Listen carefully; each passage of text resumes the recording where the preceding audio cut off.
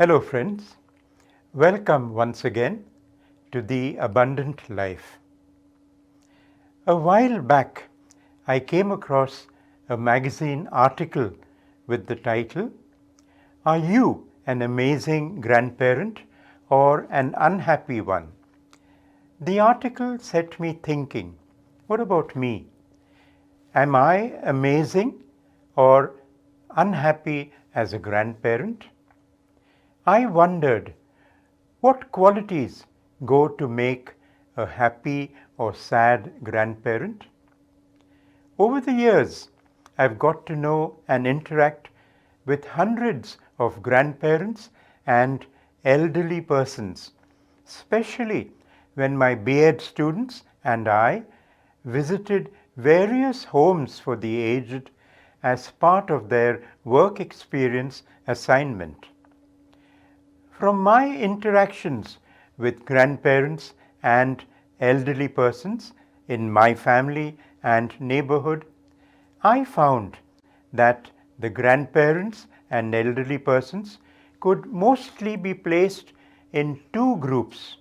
One, the unhappy, dissatisfied, and disillusioned with life group, and second, the cheerful, joy-filled group, looking older on the outside but young at heart on the inside.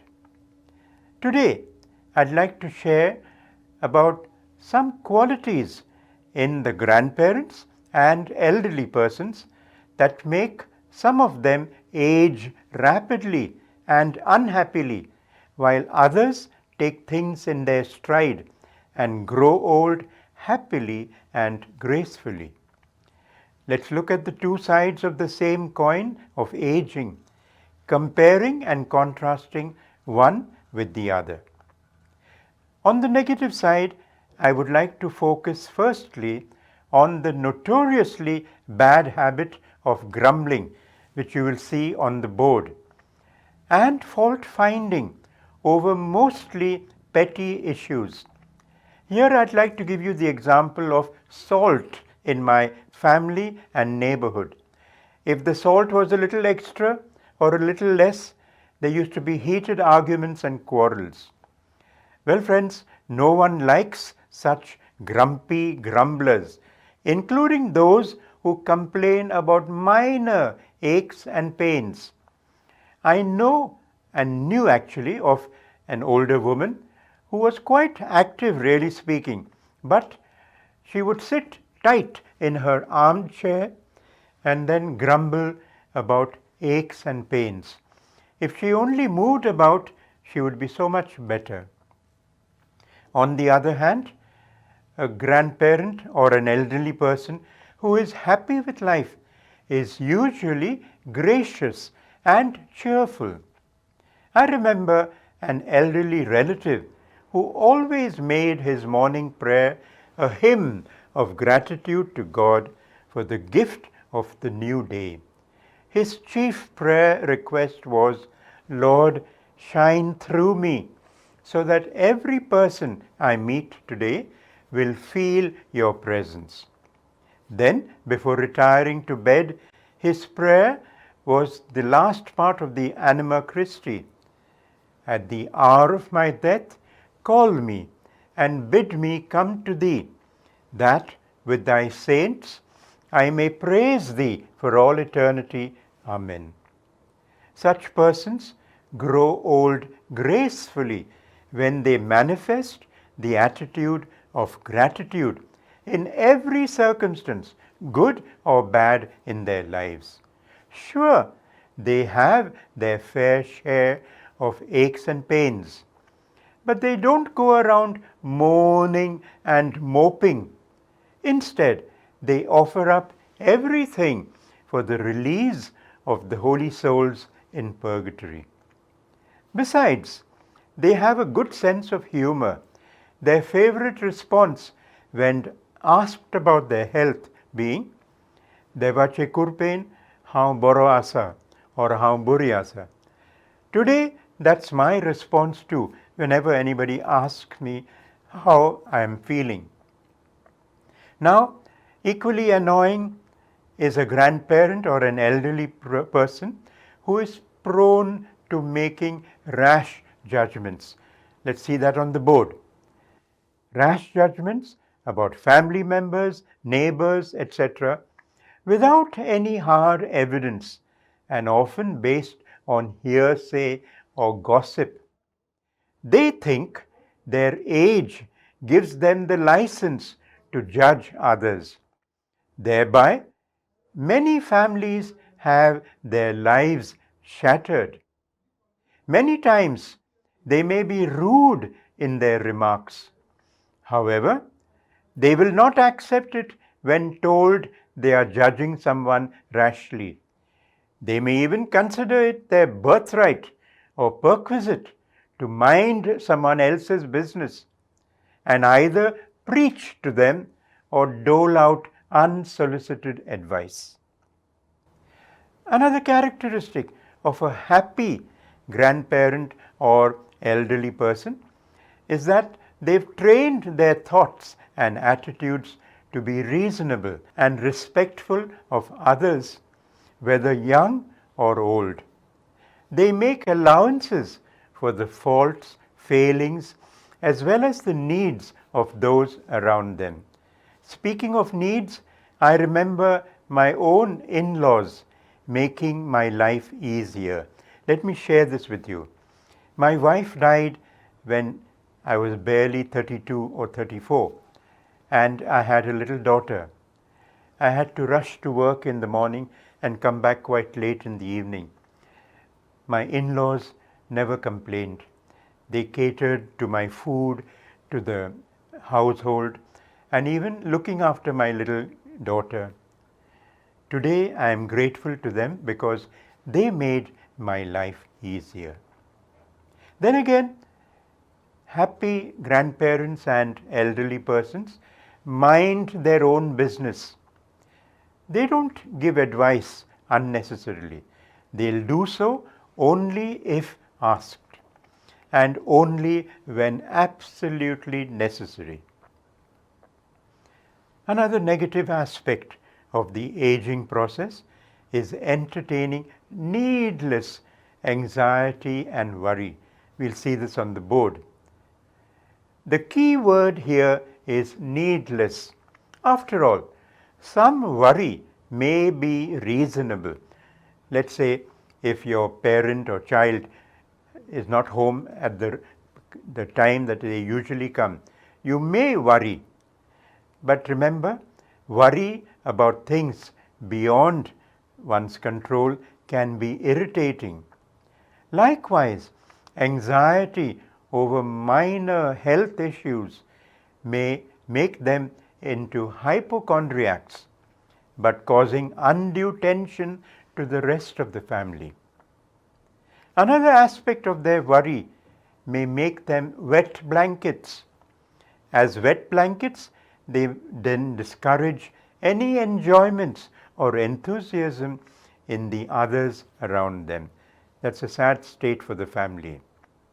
On the other hand, gracious grandparents and elderly persons are rarely anxiety ridden.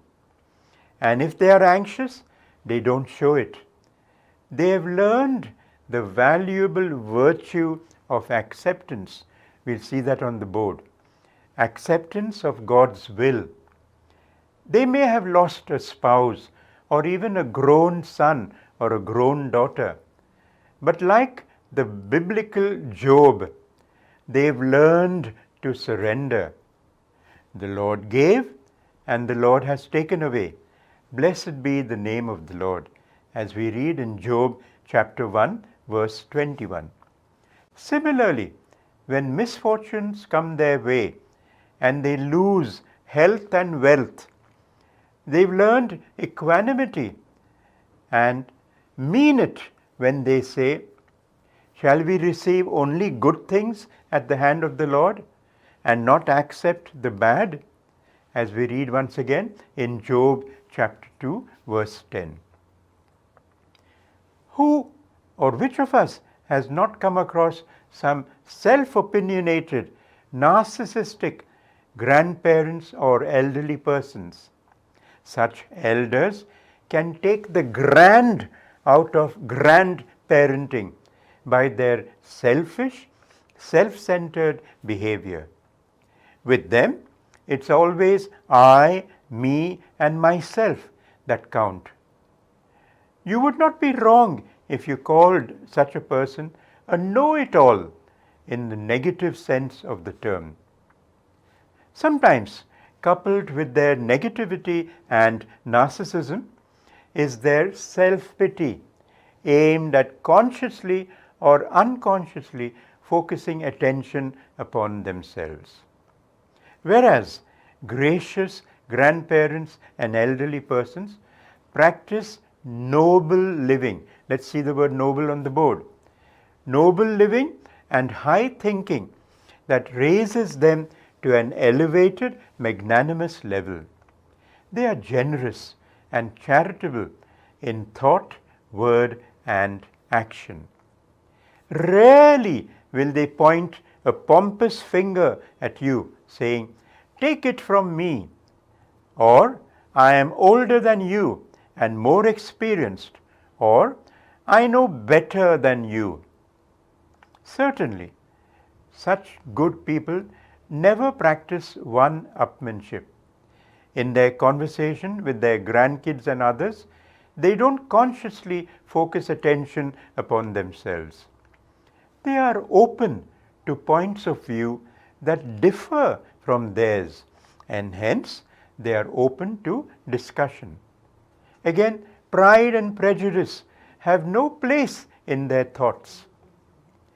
When gifts and cash are received by them from visiting relatives and friends, they are never hoarded, but readily shared with the rest of the family. Some grandparents and elderly persons, on the other hand, engage in depressive, revengeful thoughts. They can't forgive themselves or others. They can't forgive themselves for wrongs they did, nor can they forget the hurts caused to them by others, especially from their superiors or others they were afraid of and unable to hit back or to defend themselves. So, like ruminating cows, they brood and soon get into depression, creating a black atmosphere all around for themselves and for the family. Whereas positive grandparents and elderly persons have learned to delight in the Lord, following the exhortation of Psalm 37, verse 4. Take delight in the Lord, and He will give you the treasures of your heart. On the spiritual front, they are active and involved in their church groups and associations, and also through their participation in the sacraments, especially the Holy Eucharist. They spend much time in prayer for family, for others, of course for themselves too. I remember my relatives, especially the older ones, with the rosary in their hands. Today we don't see that much, including myself. On the physical front, they, meaning these good grandparents and elderly persons, don't let lethargy, sloth, or laziness overcome them. Hence, they keep to a fixed regimen, including daily exercise. They don't indulge their bodily or sexual appetites. They keep busy instead with their hobbies, gardening, reading maybe newspapers, magazines, or books, then playing with and helping the grandkids and others with their studies, their homeworks, etc.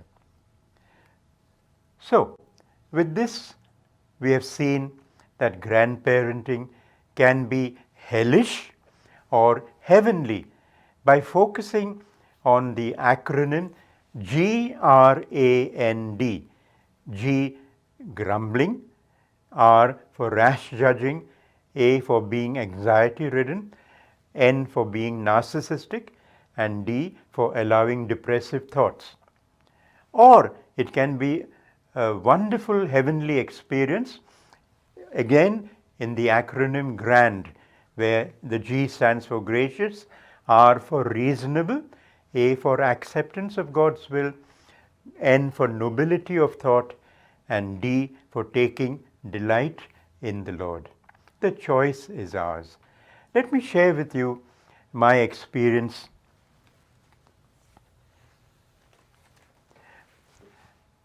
I celebrated my 70th birthday a couple of years ago. It was during those COVID times when I definitely was not allowed to move, and I was pleasantly surprised when my daughter with my grandchildren came with a lovely chocolate homemade cake. But that apart, they could have bought the cake anywhere. They came with a memorable gift which I want to show you, and you decide whether it's memorable or not, because I have treasured it.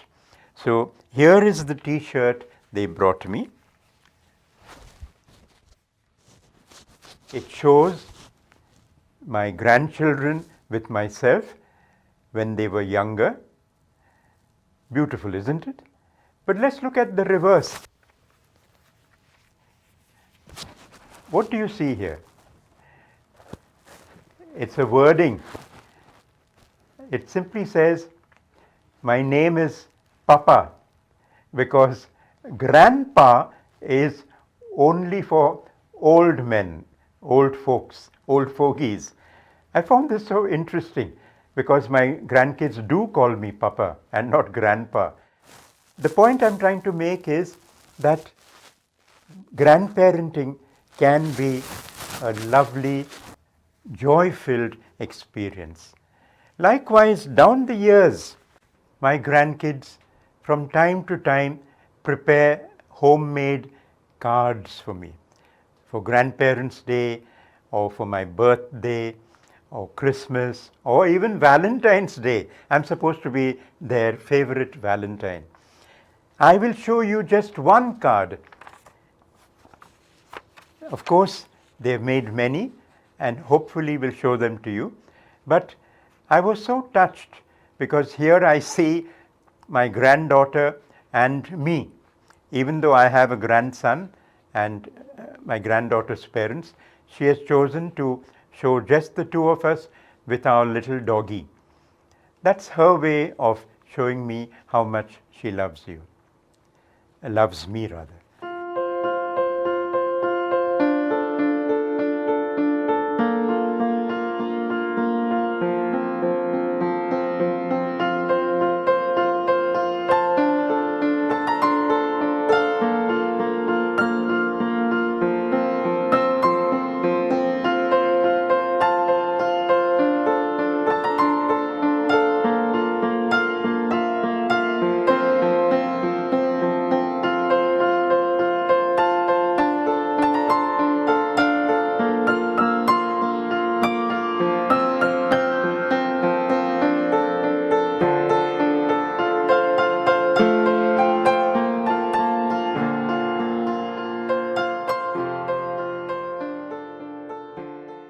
As I end, I would like to give a message to children and grandchildren. Do not speak harshly to any older man, but speak to him as to your father. Likewise, don't speak harshly to an older woman, but think of her as your mother, as we see this in 1 Timothy chapter 5, verses 1 and 2.